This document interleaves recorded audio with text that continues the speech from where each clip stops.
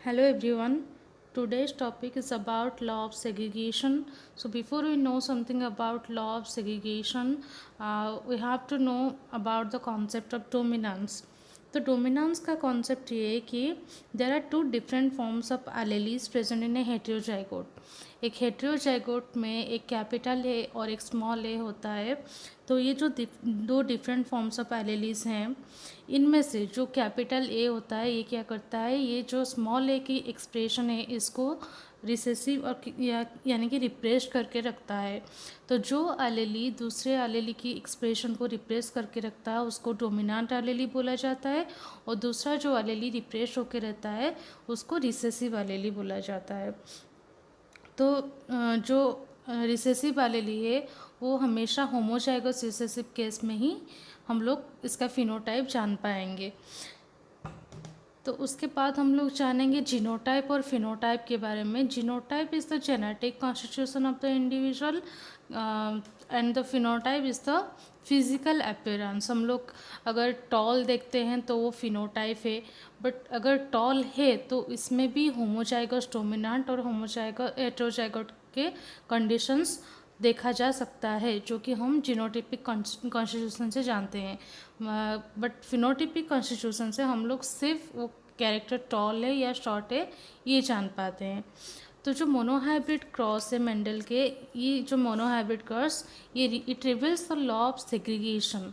Law of segregation क्या है? Segregation means separation of pair of एलेलीज during formation of gamete. Gamete जो formation होता है उस टाइम पे जो पेयर ऑफ एलेली सेपरेट होते हैं और one allele goes into the each gamete, तो इसको हम सेग्रीगेशन बोलते हैं।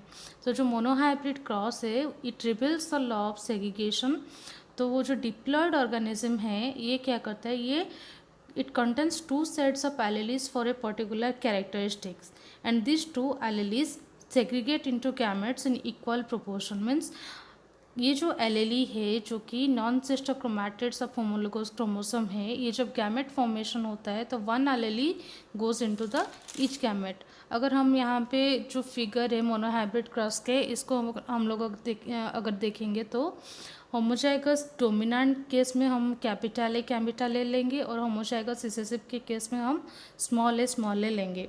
तो ये है पेरेंटल जेनेरेशन। और अगर हम पेरेंटल जेनेरेशन को क्रॉस करवाते हैं तो हम लोग को F1 जेनरेशन में हेट्रोजाइगस मिल रहा है। ऑल जो F1 के जो कैरेक्टरिस्टिक है वो सारे हेट्रोजाइगोट हैं।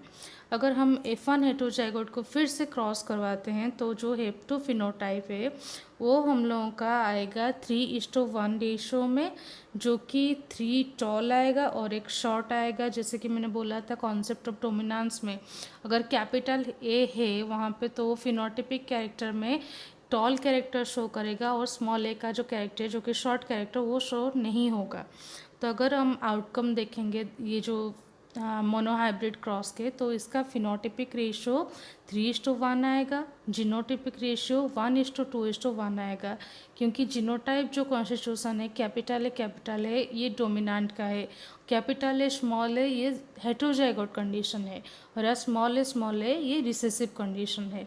तो फिनोटिपिक कॉन्स्टिट्यूशन आएगा 3:1 और जीनोटिपिक कॉन्स्टिट्यूशन आएगा 1:2:1।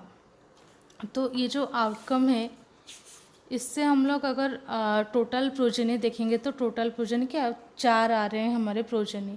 तो इसका जो नंबर ऑफ फिनोटाइप है अगर हम इसको देखेंगे तो क्या आ रहा है, एक शॉर्ट फिनोटाइप और एक टॉल फिनोटाइप, यानी कि 3:1 में जो 4 ऑफस्प्रिंग आ रहे हैं इनमें से 3 क्या है टॉल है और एक क्या है शॉर्ट है।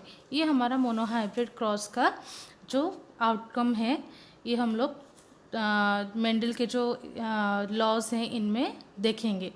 तो ये जो मोनोहाइब्रिड क्रॉस के बाद मेंडल ने डाईहाइब्रिड क्रॉस शो किया था जिसमें उन्होंने 2 कैरेक्टरिस्टिक्स लिए थे।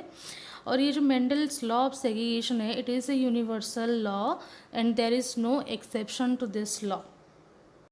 सो this is it for today. Do share, like and subscribe.